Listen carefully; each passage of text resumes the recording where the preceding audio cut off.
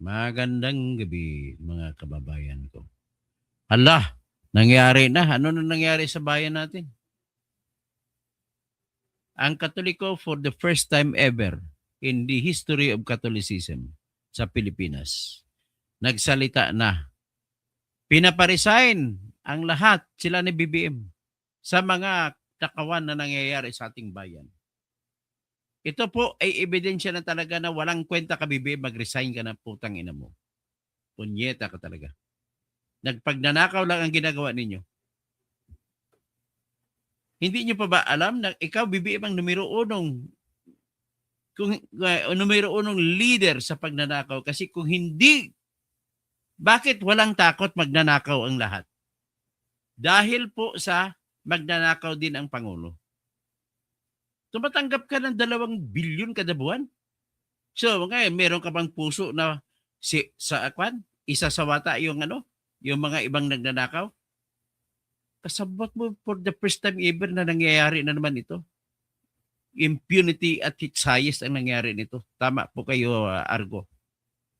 Ngayon, ito po, mismo ang Katoliko na normal Katoliko, hindi po nagsasalita. Minsan nagsasalita ang Katoliko sa katawan ni Cardinal Sin at natumba ang tatay mo. Naisipa sa kapangyarihan ang tatay mo nung magsalita si Cardinal Jaime Cardinal Sin. Ngayon, ang translasyon mismo, ginamit ng Katoliko ang translasyon ng Black Nazarene sa pagsasalita na pinaparesign na kayo lahat. Nakakahiya na kayong lahat. Pakinggan natin po ang misa ng translasyon. Biro mo, ang translasyon po ay isang tinitingala ng mga Katoliko. Isang napaka-milagroso na prosesyon ng Katoliko sa history ng Katoliko sa Pilipinas. Marami nagtitistigo niyan na maraming mga milagro nangyari sa buhay nila. Kasama na nga po diyan si dating Vice President at anchorman ng ABS-CBN na si Noli de Castro. Tuwing translasyon, nagtatraslasyon siya. Sigurado ako ganoon din. Kaya pakinggan po natin ang misa ayon sa balita ng Billionaire News Channel. Ang pinakamagaling na mainstream media ngayon ay ang Billionaire News Channel. Talo na nilang ABS-CBN at saka yung GMA7 sa pagiging makatotohanan. Kasi maraming pinipili lamang ng ABS-CBN at saka GMA7 ang kanilang pinapalabas na mga balita. Hindi kanila pinapalabas yung nangyayari sa mga yung mga bagay na nangyayari na hindi nila gusto bibigyan ng punto. Tingnan natin. Sa pagdiriwang ng kapistahan ng Jesus Nazareno, may mensahe ang Simbahang Katolika sa mga opisyal ng gobyerno. Matutong bumaba kung kinakailangan na. Dito, hindi po binabanggit si BBM pero lahat understood na lahat ay pinapababa kasama si BBM.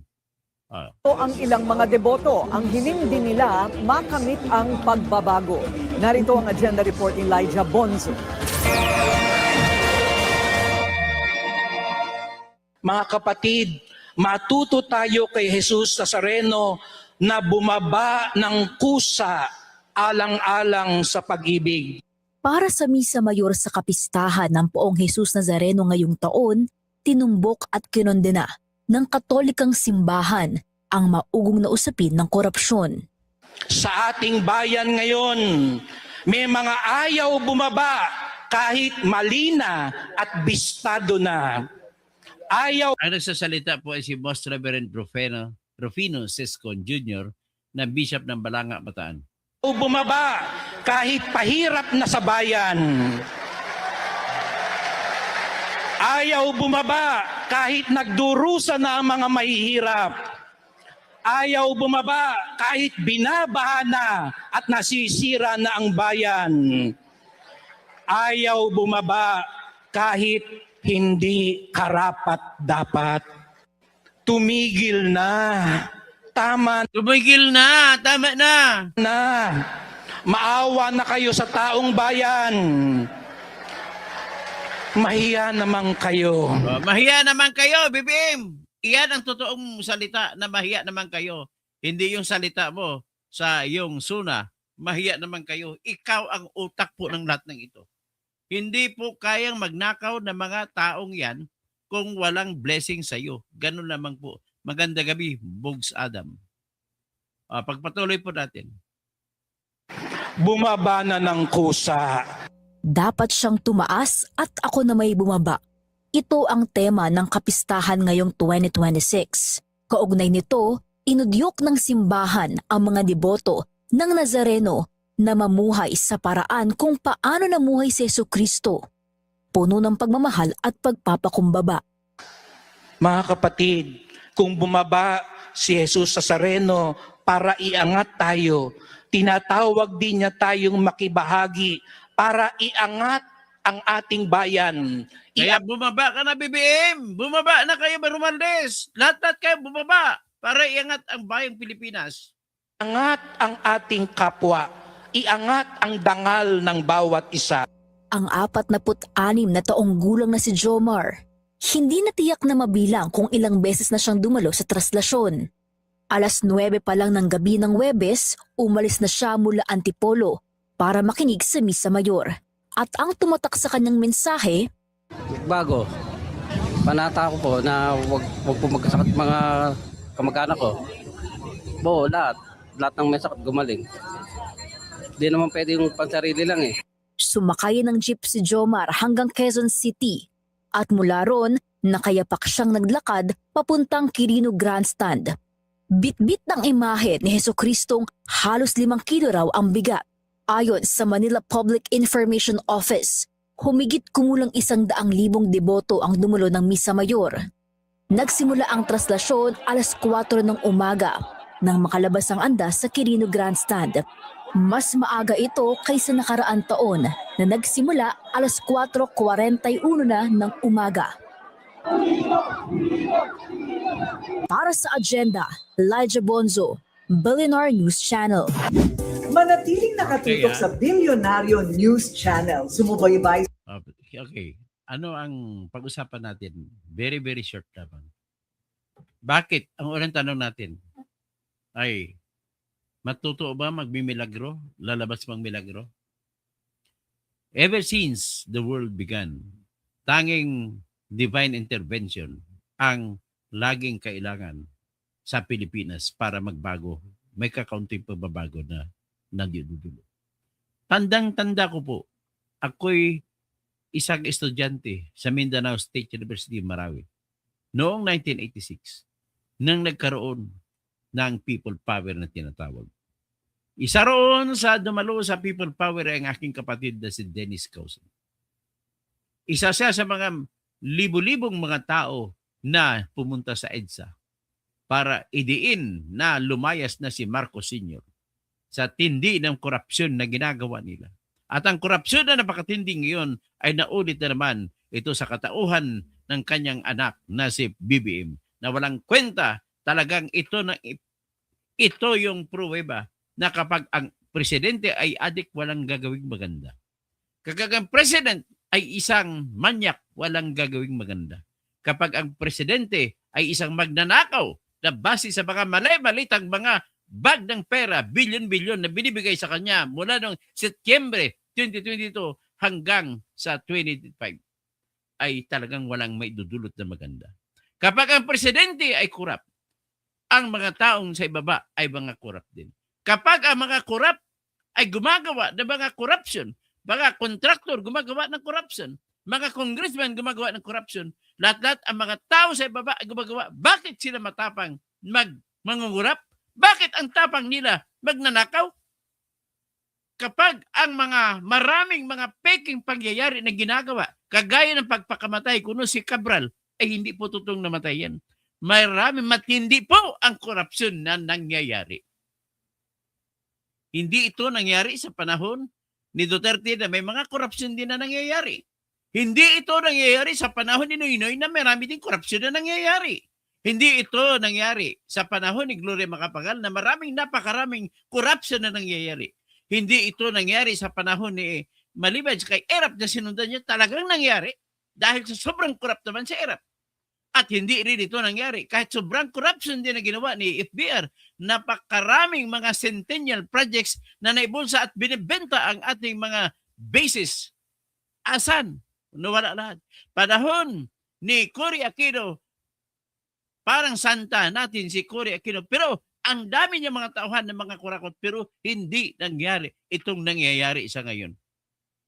Ang Katolikang simbahan, with due respect sa ibang mga simbahan, sa simbahan ng Muslim, simbahan ng Iglesia ni Cristo, simbahan ng iba't ibang mga sekta, ay for the first time ever na nagsalita ang isang Katolika sa isang masa, sa isang mesa.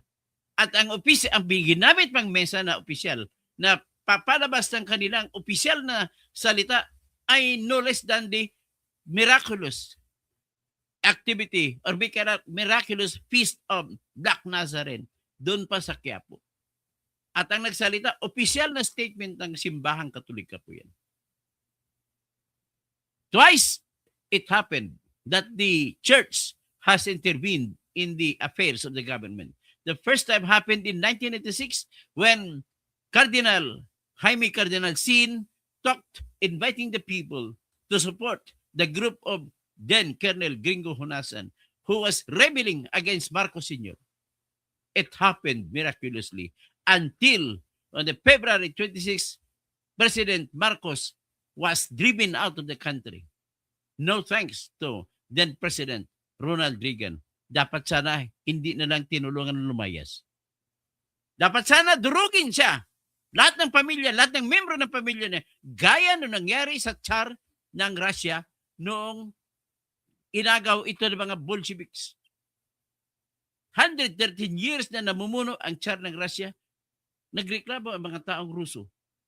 Pinatay ang lahat ng mga kasapi ng pamilya ng Tsar. Gaya rin nangyari sa Romania. Yung king ng Romania, yung Tsar din, na si Ceausescu, ay pinatay, pati lahat ng asawa niya, mga anak niya, pinatay din. Dito, sa atin dito, nilusob ng mga tao, tandang-tanda ko pa, nilusob ng mga tao ang Malacanang. Hinahanap, hindi makita si Marcos. Kasi kung nakita siya, sigurado ko papatayin siya ng mga tao. Hindi pa magpapasalamat si BBM dyan sa nangyaring yan. Ngayon, ang ginawa mo, hinayaan mo na nakawin ang lahat na meron tayo. Ikaw ang numero 1 magnanakaw. Paano mo pa, ibabalik mo ba yung ninakaw mo na tag 2 billion kada buwan? Mula ng September 2022? Hinayaan mo rin magnakaw yung anak mo na si Sandro. Ang dami kong pinalabas na mga flood control project sa Ilocos Norte na wala man lang. Marami doon na hindi tinayo. At napag-alaman din namin na sa karating probinsya sa Ilocos Region, sa Pangasinan, sa La Union, marami mga proyekto dyan na pinangalan sa mga kani-kanyang mga kongresan. Pero ang totoo, proyekto pala ni Sandro. At walang ginawang proyekto, kundi binulsa lamang ang pera. At tindi nyo, nakakasuka kayo lahat. Ang dami dyan, yung mga sumusuporta sa iyo, nakakasuka.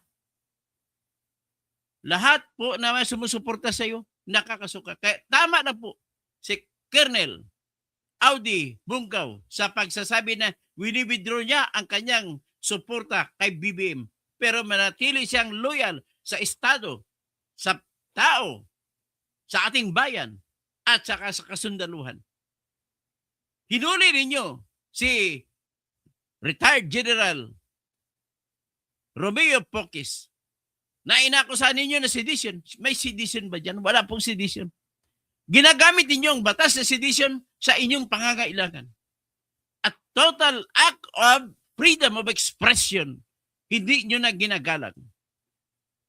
Nagsasalita siya na wala na siyang tiwala at pinaparisan si BBM. Is that sedition?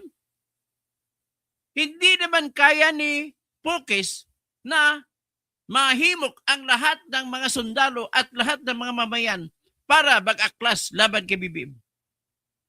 Ang sedition po para malaman ng mga abogado at mga tao, lalo na kay Madam Claire Castro, ang sedition po ay kung mayroong clear and present danger na makikita mo na mga tao ay sumunod sa salita ng isang tao, ay saka pa lamang mo masabi na may sedition at ang galaw ay hindi para agawin ang gobyerno, kundi galaw labang na para manggugulo. Yan ang sedition. Ang layo ng sedition, it was an act of free exercise of the freedom of expression. Tapos, kakasuhan nyo naman si Chavit Singson. It was an act of the freedom of expression of Chavit Singson. Dapat alam nyo ang ibig sabihin ng freedom of expression na nakasulat sa Section 4, Article 3 ng ating Constitution na pinakamataas na batas sa Pilipinas na walang batas na maaring maipasa para supilin ang kalayaan sa pagpapahayag, kalayaan sa pagsasalita, kalayaan sa paglilimbag, at ang kalayaan sa pagrarally at kalayaan sa pagsusulat sa pamahalaan para mailabas ang hinaing laban sa gobyerno. It is written in English, no law shall be passed abridging the freedom of expression, of speech, and of the press, nor curtail the right to peaceably assemble and petition the government to redress the freedom. Kaya ang rally po ay kasama sa freedom of expression. Hindi mo pwede hulihin ng tao na nagrarally. Freedom of expression yan. Kaya over the years, nakikita ko ang mali na pagpapatupad sa pagsisikil ng mga kapulisan natin sa mga nagrarally. Ito po ay expression ng matinding ekspresyon ng Katoliko. Mauulit kaya, ang tanong na lang ito, mauulit kaya yung 1986? Dahil nagsalita na ang Simbahang Katolika? Nagsalita na rin ang Iglesia ni Cristo. Napakarami sa rally nila. Alam ko, may mga grupo na rin ng mga Muslims na galing sa BARM. Nagsalita na rin. Wala pong mangyari sa bayan natin kung ganito nang paulit-ulit tayo na nakawan dito, nakawan doon. Ang kailangan ng bayan natin ay yung gobyerno na nagpapatayo ng industriya para maraming tao ang magkaroon ng trabaho. Mahirap ba yun gawin? Magtayo ka ng industriya na gagawa ng lahat ng solar panels para mailabas na mura at mabibili ng ultimong mamamayan at kani-kanya magkaroon ng kuryente na libre. Mahirap ba yun? Mahirap ba magsagawa ng industriya na kung saan maggagawa ng mga baterya at mag-employ ng mga maraming Pilipino na gagawa ng baterya? Mahirap ba yun? Mahirap pa yung gumawa na kung ano mga kotse. Kaya na ng Pilipino gumawa ng kotse. Bakit hindi natin itatayo ang industriya ng paggawa ng kotse? Para maraming Pilipino magkaroon ng trabaho. Kahit ibenta lamang yan sa loob ng Pilipinas, hindi na natin i-export sa abroad. Ang laking tulong yan. Kagaya ng ginawa sa Boracay nung pumunta ako sa Boracay. Wala ka na halos makikita na tricycle doon na nakasalang sa mga motor. At nakikita ko doon mga trike na gawang Aklan, gawang Boracay. Lahat po ay electric vehicle. Bakit hindi natin gagawin yan? Bakit ang Paray flood control project ang pinag-usisa ninyo? Nabigay na kukuha kayo. Bakit nagpapatuloy ang tinatawag na commission ng mga congressmen sa mga proyekto natin? At ngayon, dahil binawal na ang flood control, pumunta naman kayo sa soft, tawag ko yan soft pork barrel. Anong soft pork barrel? Yung mag-ayuda ka sa AX. Sekreto lang idadaan nila sa pamamagitan ng DSWD. Pero sekreto din na sila din ang kumakamkam ng mga congressmen. Kagaya ng MAIPIP, Medical Assistance to Indigent Patients and Financially Problematic Persons para makabayad sa ospital. Mula sa 16 billion, inangat niya sa 51 billion. At hindi makapag-ospital ang mga tao Kahit may sakit pa sila, kahit emergency pa, kapag hindi ka bibigyan ng guarantee letter ng congressman, kapag guarantee letter, sino ang bibigyan ng guarantee letter? Ang congressman, hindi siya magbibigay ng guarantee letter sa mga pasyente ng mga pamilya na hindi bumuto sa kanya. Inuulit-ulit lamang natin ang korupsyon. Saan patutungo ang bansang ito? Gobades! Intindi nyo. Matindi talaga kayo. Hanggang dyan lang, siguro naman, hindi na mahirap intindihan yung sinasabi ko rito.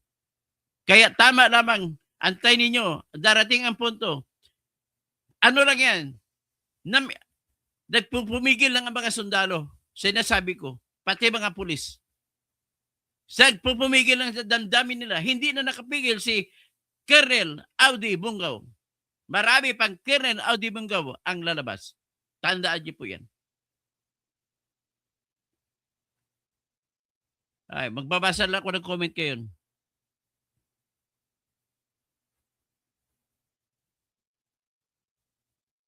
Si Argos impunity. Talagang napakatindi ng impunity ng pagnanakaw ngayon. Bumaba ka na ng BBM ng kusa, ah. Si Bog sa Adam, maayong gabi eh. Argo, kakahiya ka BBM.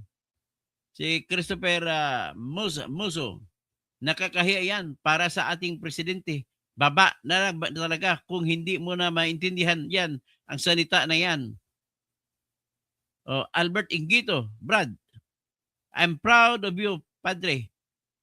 God bless you. Dalawa na kayo ni Padre Siano. Divine intervention na lang talaga, attorney, tama ka.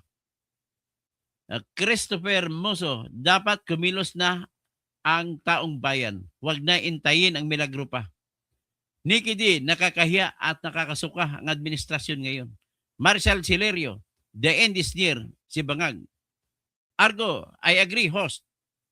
Matuto tayo ng history kay host. Ariel, walang black dasarin kahit na Bible, huwag pangaral ang mali. Hindi yung pinag-usapan ng reliyon ng contest, ha? Ang pinag-usapan dito yung mag-resign si BBM. Kaya Ariel, you are out of the blue. Mary Grace Frias, ang norte para kay Duterte. Tapos Argo, matuto tayo ng batas at history dito kay host. Regent Ford, maganda gabi. Mabuhay po kayo. Emmanuel Chan, desperate move para pabagsakin si BBM. Okay sana, identify sila kung mga may side at dodge. Pasensya ka na Emmanuel Chan.